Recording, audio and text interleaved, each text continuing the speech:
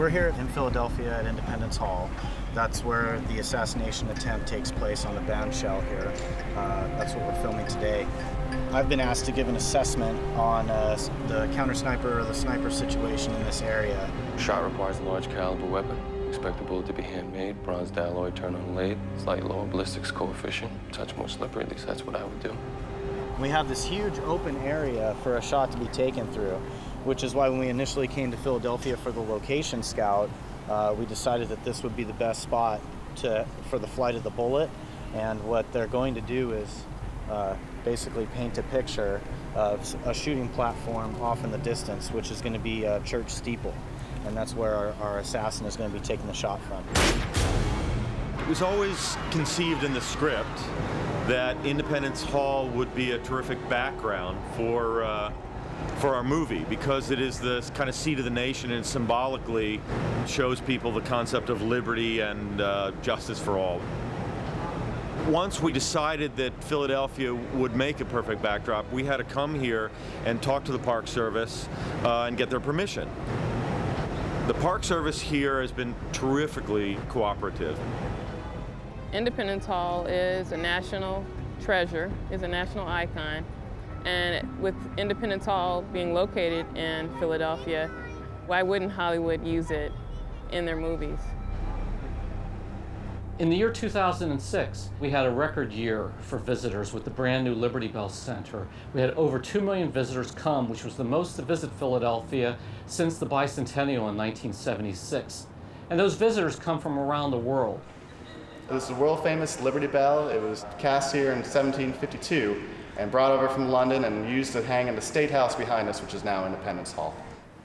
If you were around in the 18th century and you worked in the State House, you would listen for this bell, the State House bell, to ring, and you knew it was time to go to work.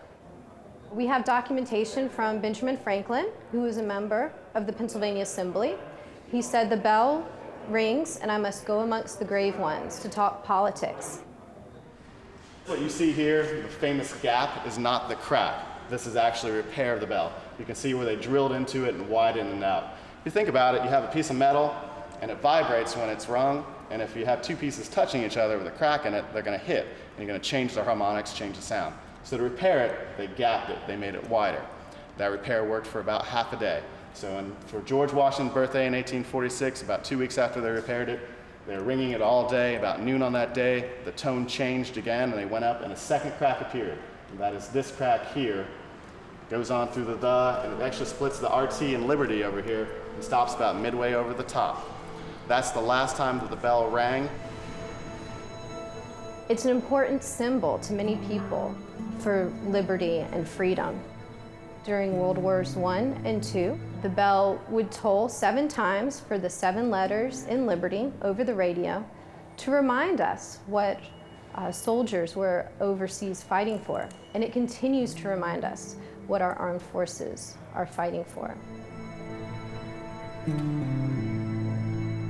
Independence Park is significant because it contains Independence Hall, the place where the Declaration of Independence and the Constitution of the United States were both debated and approved. And it really serves as the symbol, if you would, of the birthplace of our country. The building was originally built as the Pennsylvania State House. They began building it in 1732, which incidentally is the same year that George Washington was born. It was built to serve as the state capital. Once upon a time, Philadelphia was the state capital of Pennsylvania. But it was borrowed by delegates from the 13 colonies because they needed to talk about the problems that we were having with Great Britain. The Declaration of Independence was signed and adopted in the Assembly Room. The U.S. Constitution was signed and adopted in September of 1787 in the Assembly Room. And of course, that's the document we know today that governs us. We'd like to say that the Constitution was established inside of Independence Hall, but the question is, where do they ultimately test that Constitution? Well, the real testing of that document occurred in Congress Hall. That was the site where the U.S. Congress met from 1790 until the year 1800. There were some major firsts that occurred in this building. While the Congress met in Philadelphia, they accomplished such tasks as overseeing the adoption of the First Amendment to the Constitution. The Bill of Rights was ratified here in 1791. identifying basic liberties and freedoms that we cherish as U.S. citizens.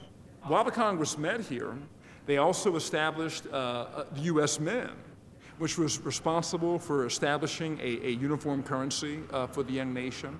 Prior to that time, the states were producing their individual currencies. It was also in this building where John Adams was formally inaugurated as the second president of the United States. Welcome to the Pennsylvania State Courtroom. This is where the State Supreme Court held sessions.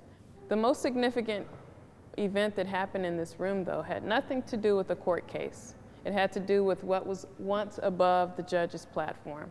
Obviously, this was an English courtroom once upon a time. We were under English rule. But on July 8th of 1776, the Declaration of Independence was read aloud to the public for the very first time out back of Independence Hall. The crowd was so excited that once they heard this Declaration of Independence, they stormed into this building, came into the courtroom, and tore down that King's coat of arms. They drug it throughout the building, and they burned it at a bonfire. And that was their way of saying, we are free from tyranny. We are Americans. We have a dual mission, one of being sure to maintain so the future generations will be able to see Independence Hall, be able to come and see the Liberty Bell, but also to help educate people by why these important icons are important to people throughout this country. The thing about Philadelphia and bringing so many productions here is we're rich in history, which is a great story to share. I think a lot of people like to come back to where the United States began, right here in Philadelphia. Every time a print is made. My hope is as visitors have seen this film that they will in fact come away with just a deeper desire to come firsthand and see Independence Hall, to see the Liberty Bell, and will come away as better citizens.